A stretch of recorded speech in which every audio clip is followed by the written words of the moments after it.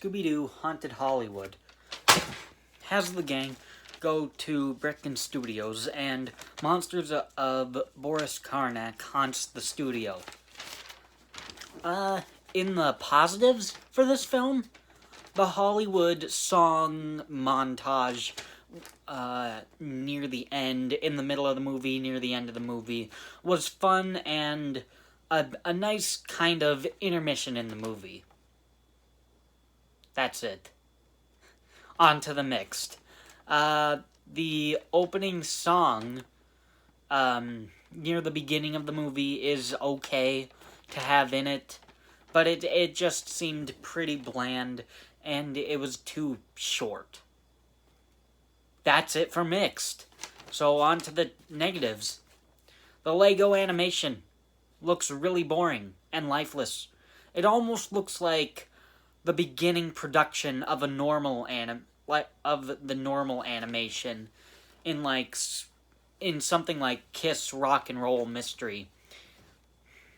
It looks like just practice animation before adding in every details.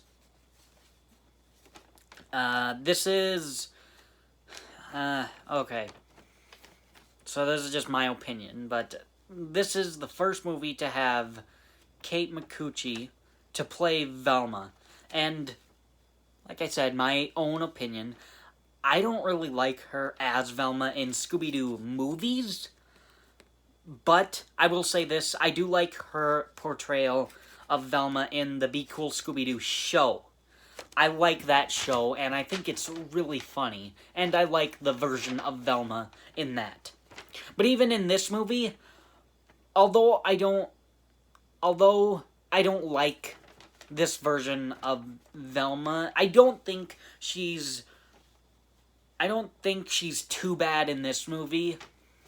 So that's one thing I'll give to this Velma, that I don't think she's the worst in this movie. I don't think she was bad at all. So it's just really my stigma to knowing of where it's gonna go on in other movies. So she's probably the best in this movie, but I just don't really like the portrayal that much. But that's my own opinion, and just in the movies. Another negative is it has the guts to be connected with Scooby-Doo Mystery Incorporated, because Fred says, when they first arrive to the studio, Fred says that they're from Crystal Cove. This movie doesn't really deserve to have them be living in Crystal Cove. I wish they just said Coolsville. So, just something as a fan who loves Scooby-Doo Mystery Incorporated, I just don't like that. And bowl haircut guy, I think his name is Junior. His name is Junior, but bowl haircut guy is sadistic. The monster is destroying a set, and people could have died.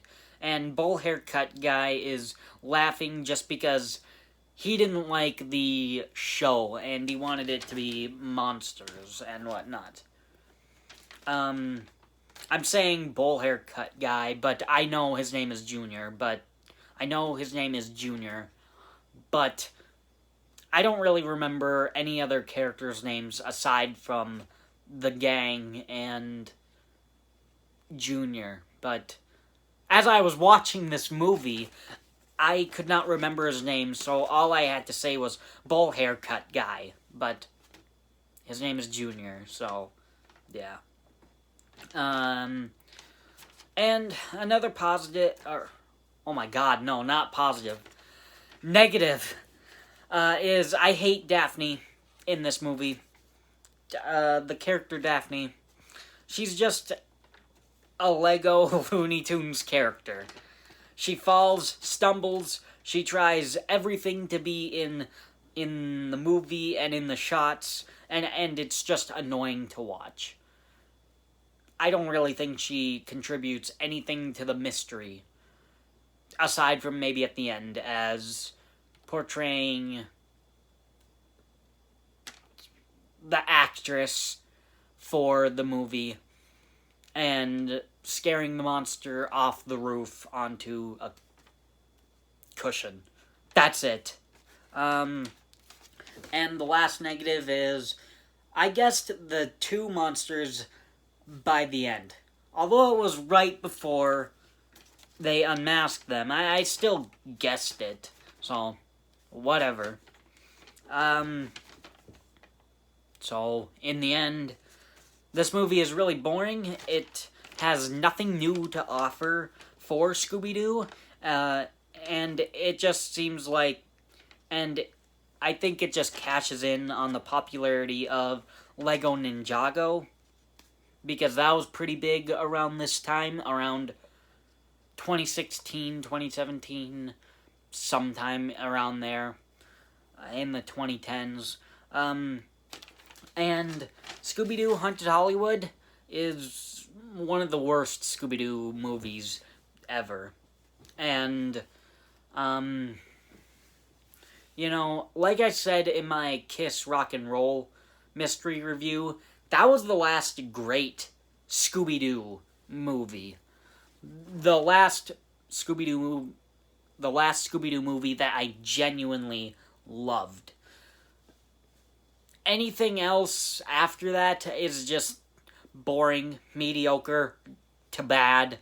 And although there's probably, like, maybe a couple other movies that I can enjoy for how bad it is, they're still gonna be bad. Not to spoil every other movie, but just as a Scooby-Doo fan, I don't think anything else is gonna be good. So, yeah. So, like I just said, Scooby-Doo Kiss Rock and Roll Mystery was the last genuinely good Scooby-Doo movie. In my opinion, but you're entitled to your own opinions. So, that has nothing to do with any of your opinions. If you like anything... If you genuinely like anything past Kiss Rock and Roll Mystery, that's your own opinion. This is just my own opinion, so nothing against anybody else's opinions. Just my opinion. But, thanks for watching this review.